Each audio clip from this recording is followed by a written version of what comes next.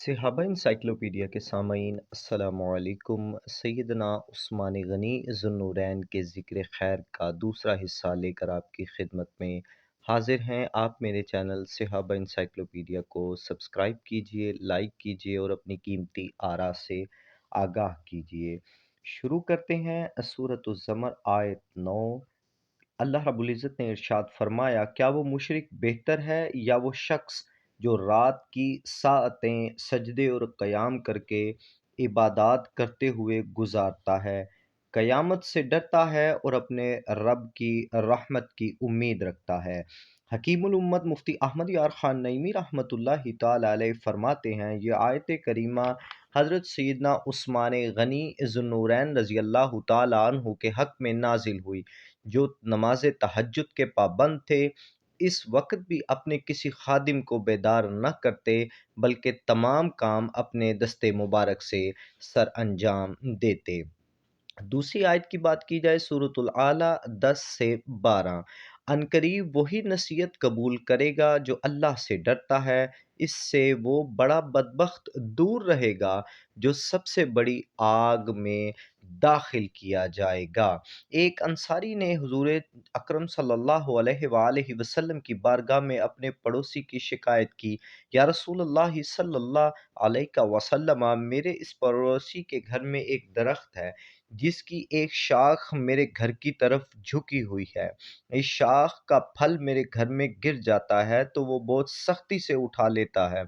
हुजूर जाने जाना सल्लल्लाहु अलैहि वसल्लम ने उस मुनाफिक को बुलाकर फरमाया, तू ये दरख्त मेरे हाथ पर फरोख्त करता है, इसके अवज़ तुझे जन्नत में एक दरख्त दिया जाएगा। इस मुनाफिक ने इनकार कर दिया। तो फिर अमीरुल मोमिनीन सैयदना उस्मान गनी ज़ुन्नूरैन रज़ी अल्लाह ताला अन्हु ने एक पूरे बाग के अवज़ वो दरख्त खरीद कर इस अंसारी को दे दिया। इस पर ये आयत नाजिल हुई, ईमान रखें, नेकियां करें, फिर डरें, नेक रहें, और अल्लाह नेकों को दोस्त रखता है। सूरह माइदा आयत 93। हज़रत सैयदना मोहम्मद बिन हातिब रज़ी अल्लाह ताला अन्हु से मरवी है, एक मरतबा अमीरुल मोमिनीन सैयदना उस्मान गनी ज़ुन्नूरैन का ज़िक्र होने लगा तो सैयदना इमाम हसन मुज्तबा रज़ी अल्लाह ताला अन्हु ने फरमाया, अभी अमीरुल मोमिनीन तशरीफ़ लाएंगे। चुनांचे अमीरुल मोमिनीन हज़रत सैयदना अली अल मुर्तज़ा करमल्लाहु ताला वजहुल करीम तशरीफ़ लाए और फरमाया, हज़रत सैयदना उस्मान बिन अफ़्फ़ान रज़ी अल्लाह ताला अन्हु इन खुशबख्तों में से एक हैं जिनकी शान अज़मत में रब लम यज़ल का ये फरमान नाजिल हुआ। सूरह अंबिया 101 आयत। बेशक वो लोग जिनके लिए हमारा अबदी सआदत का वादा पहले हो चुका है, वो जहन्नम के अज़ाब से दूर रखे जाएंगे। हज़रत सैयदना मोहम्मद बिन हातिब रज़ी अल्लाह ताला अन्हु कहते हैं कि मैंने हज़रत सैयदना मौला अली करमल्लाहु ताला वजहुल करीम को मिंबर पर फरमाते हुए सुना, ये आयत अमीरुल मोमिनीन सैयदना उस्मान गनी ज़ुन्नूरैन रज़ी अल्लाह ताला अन्हु के बारे में नाजिल हुई। हज़रत सैयदना उस्मान गनी ज़ुन्नूरैन शर्म व हया के पैकर थे, सच्चाई, सखावत, इस्तकामत वाले इंसान थे, बड़े हौसलामंद थे, सब्र व तहम्मुल, अफ़ू दरगुजर से काम लेते थे। आप रज़ी अल्लाह ताला अन्हु मक्का मुकरमा के चंद पढ़े लिखे अफराद में से एक थे। इनकी तहरीर में बड़ा हुस्न था। उन्होंने अपने ज़ाती सरमाए से लाखों रुपए की लागत से बड़े वसीह जायदाद गुरबा, मसाकीन और यतामा और बेवाओं के लिए वक्फ कर दिया। आप रज़ी अल्लाह ताला अन्हु ज़िंदगी इत्तबाए रसूल का बड़ा दिलकश नमूना थी। आप रज़ी अल्लाह ताला अन्हु की भारी रकम हमेशा मुसलमानों के दिफा पर खर्च होती थी। जिंदगी भर खल्क़े खुदा की भलाई और खैरख्वाही के लिए आप काम करते थे। आप रज़ी अल्लाह ताला अन्हु के फ़ज़ाइल और मनाक़िब, अज़मत व शान में अहादीस का एक बहुत बड़ा ज़ख़ीरा वारिद हुआ है। जन्नत में रफ़ीक हैं। हाफ़िज़ुल हदीस सैयदना अबू हुरैरा रज़ी अल्लाह ताला अन्हु से रिवायत है कि हुज़ूर जाने जाना सल्लल्लाहु अलैहि वसल्लम ने फरमाया, हर नबी के लिए जन्नत में एक रफ़ीक होगा और मेरा रफ़ीक عثمان ہے۔ دنیا اور آخرت میں بھی آپ حضور اکرم صلی اللہ علیہ وآلہ وسلم کے دوست ہیں۔ حضرت سیدنا جابر رضی اللہ تعالیٰ عنہ سے روایت ہے کہ حضور جان کائنات صلی اللہ علیہ وآلہ وسلم نے فرمایا، عثمان بن عفان دنیا و آخرت میں میرے دوست ہیں۔ حضرت سیدنا ابن عمر رضی اللہ تعالیٰ عنہ سے روایت ہے کہ حضور جان جانا صلی اللہ علیہ وآلہ وسلم نے ایک فتنے کا ذکر کرتے ہوئے فرمایا، آپ صلی اللہ علیہ وآلہ وسلم نے فرمایا، میرا عثمان اس فتنے میں شہید ہوگا۔ بیت رضوان میں حضرت سیدنا انس رضی اللہ تعالیٰ عنہ سے روایت ہے کہ جب حضور اکرم صلی اللہ علیہ وآلہ وسلم نے مقام حدیبیہ میں بیت رضوان کا حکم دیا، اس وقت امیر المؤمنین سیدنا عثمان غنی ذو النورین حضور جانے جانا صلی اللہ علیہ وآلہ وسلم کے قاصد کی حیثیت سے مکہ معظمہ گئے ہوئے تھے۔ لوگوں نے حضور اکرم صلی اللہ علیہ وآلہ وسلم کے ہاتھ پر بیعت کی۔ جب سب لوگ بیعت کر چکے تو حضور جانے جانا صلی اللہ علیہ وآلہ وسلم نے فرمایا، عثمان اللہ اور اس کے رسول کے کام گئے ہوئے ہیں۔ پھر اپنا ایک ہاتھ اپنے دوسرے ہاتھ پر مار کر سیدنا عثمان غنی ذو النورین کی طرف سے خود بیعت فرمائی، لہٰذا حضور جانے جانا صلی اللہ علیہ وآلہ وسلم کا مبارک ہاتھ حضرت سیدنا عثمان غنی ذو النورین کے لیے ان ہاتھوں سے بہتر ہے جنہوں نے اپنے ہاتھوں سے حضور اکرم صلی اللہ علیہ وآلہ وسلم کی بیعت کی۔ اس میں ایک بہت بڑے مجتہد ملا باقر مجلسی بھی لکھتے ہیں کہ حضور اکرم صلی اللہ علیہ وآلہ وسلم نے اپنا ایک ہاتھ دوسرے ہاتھ پر رکھ کر حضرت عثمان سے بیعت لی۔ علامہ محب الدین طبری رحمۃ اللہ تعالی علیہ لکھتے ہیں کہ حضور اکرم صلی اللہ علیہ وآلہ وسلم نے حضرت سیدنا عثمان غنی ذو النورین کی طرف سے اپنے ہاتھ سے بیعت کی تو لوگوں نے کہا، ابو عبداللہ کو امن کے ساتھ بیت اللہ کا طواف کرنا مبارک ہو۔ حضور اکرم صلی اللہ علیہ وآلہ وسلم نے فرمایا، اگر وہ عرصہ دراز بھی مکہ میں ٹھہرے رہیں تب بھی وہ میرے بغیر طواف نہیں کریں گے۔ شیخ محقق شاہ عبدالحق محدث دہلوی رحمۃ اللہ تعالی علیہ فرماتے ہیں، حضور جانے جانا صلی اللہ علیہ وآلہ وسلم نے اپنے دست مبارک کو سیدنا عثمان غنی ذو النورین رضی اللہ تعالیٰ عنہ کا ہاتھ قرار دیا۔ یہ وہ فضیلت ہے جو امیر المؤمنین سیدنا عثمان غنی ذو النورین رضی اللہ تعالیٰ عنہ کے ساتھ خاص ہے، یعنی کہ اس فضیلت سے ان کے سوا اور کوئی دوسرا صحابی مشرف نہیں ہوا۔ حضور اکرم صلی اللہ علیہ وآلہ وسلم کا فرمان ہے، میری ساری امت میں سب سے زیادہ حیادار عثمان بن عفان ہیں۔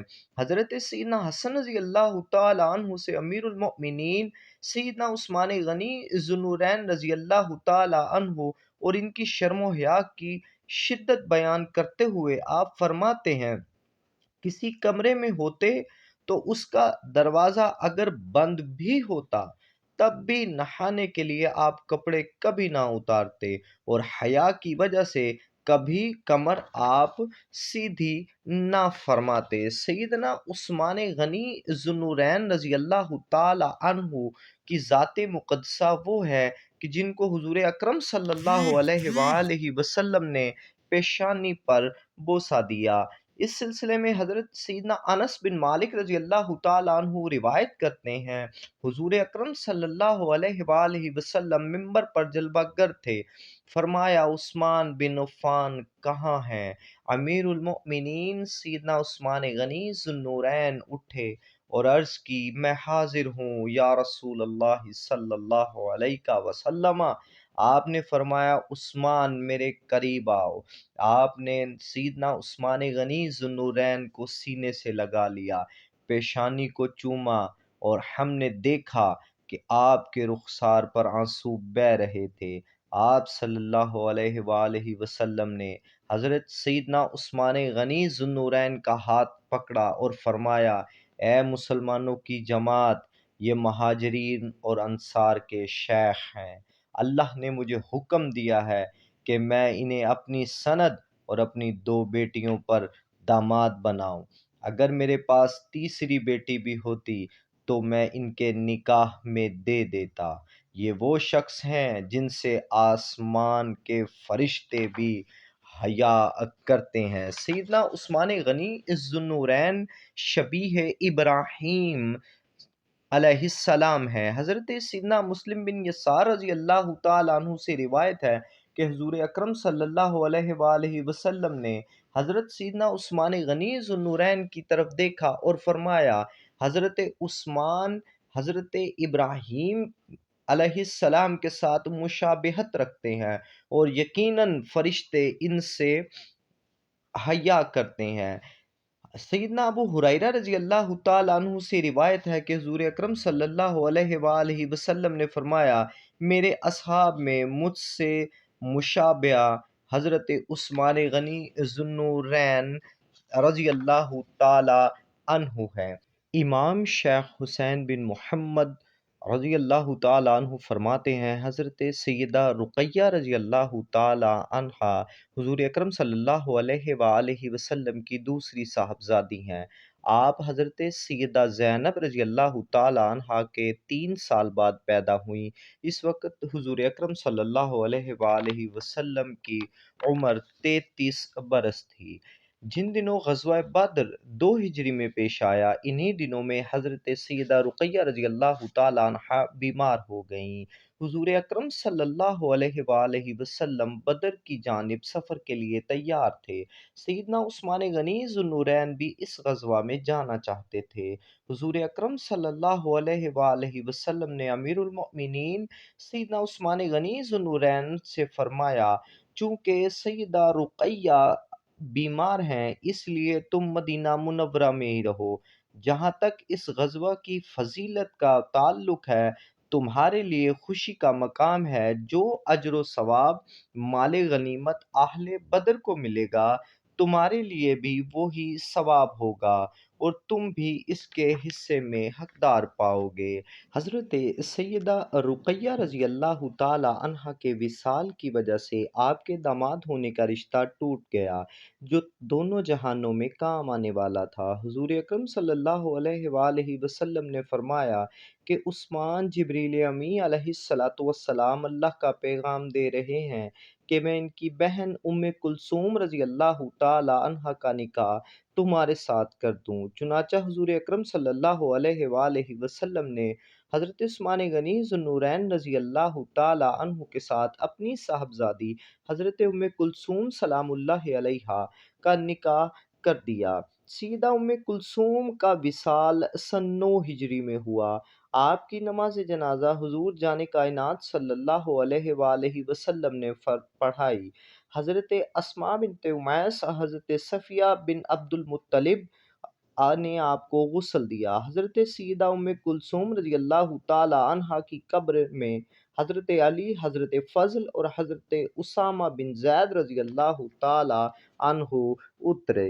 ام المومنین امی عائشہ صدیقہ رضی اللہ تعالیٰ عنہا سے روایت ہے کہ حضور اکرم صلی اللہ علیہ وآلہ وسلم نے فرمایا، اللہ عز و جل تمہیں ایک روز خلافت کی قمیص پہنائے گا، منافقین اس قمیص کو اتارنا چاہیں تو تم مت اتارنا۔ حضرت سیدنا عبداللہ بن سنان رضی اللہ تعالیٰ عنہ سے روایت ہے، سیدنا عثمان غنی رضی اللہ تعالیٰ عنہ کو جب خلیفہ بنایا گیا تو حضرت سیدنا ابن مسعود رضی اللہ تعالیٰ عنہ نے فرمایا، ہم نے اپنے میں سب سے بلند مرتبہ کو منتخب کرنے میں کوئی کسر نہیں چھوڑی۔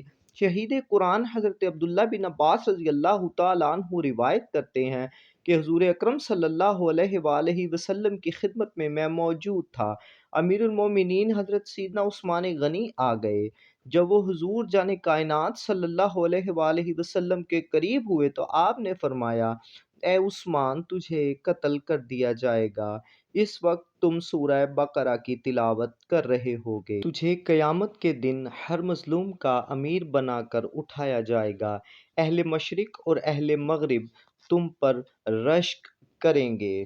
شہادت سیدنا عثمان غنی ذو النورین ابو بکر بن ابی شیبہ رحمۃ اللہ تعالیٰ علیہ لکھتے ہیں، حضرت عثمان بن عفان رضی اللہ تعالیٰ عنہ کی کنیت ابو عمر تھی، اور یہ بھی کہتے ہیں کہ ابو عبداللہ تھی۔ آپ کو 35 ہجری کو شہید کیا گیا۔ ابو نعیم رضی اللہ تعالیٰ عنہ بیان کرتے ہیں، حضرت سیدنا عثمان غنی رضی اللہ تعالیٰ عنہ 18 ذی الحج 35 ہجری جمعے کے دن شہید کیے گئے۔ آپ کی مدت خلافت 12 سال تھی۔ حضرت قتادہ رضی اللہ تعالیٰ عنہ بیان فرماتے ہیں کہ حضرت عثمان غنی رضی اللہ تعالیٰ عنہ کی عمر پاک 88 یا 90 سال تھی۔ حضرت قتادہ رضی اللہ تعالیٰ عنہ کا بیان ہے، وصیت کے مطابق سیدنا زبیر رضی اللہ تعالیٰ عنہ نے آپ کی نماز جنازہ پڑھائی۔ سیدنا عثمان غنی ذو النورین کے ذکر خیر کا دوسرا حصہ مکمل ہوا۔ آپ میرے چینل صحابہ انسائکلوپیڈیا کو سبسکرائب کیجئے، لائک کیجئے اور اپنی قیمتی آراء سے آگاہ کیجئے۔ اگر مجھ سے کوئی غلطی ہوئی، میں اللہ کے حضور معافی کا طلبگار ہوں۔ السلام علیکم ورحمۃ اللہ وبرکاتہ۔